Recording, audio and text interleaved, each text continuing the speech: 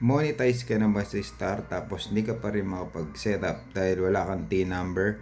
Ito na po ang solusyon para sa inyong problema. So mga Lodi, marami na rin po nakapagawa nito at nakapag-proceed naman sila at ang ilan po lamang ay nakapag-payout na. At isa po lamang si Ma'am Nikki na nag-comment sa akin live na tinatanong niya kung paano mag-payout. Kahit wala siyang TIN number at ang ilalagay nyo lamang po ay unemployed.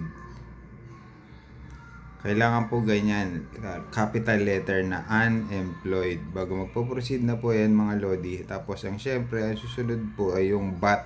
Optional po lamang yun at hindi na kailangan maglagay ng BAT. Ang kailangan nyo lang, kailangan po yung TIN number. At kung wala po talaga kayong lalagay, unemployed lang po na capital letter. Ang susunod po na hanapin sa inyo po ay bank account o PayPal account.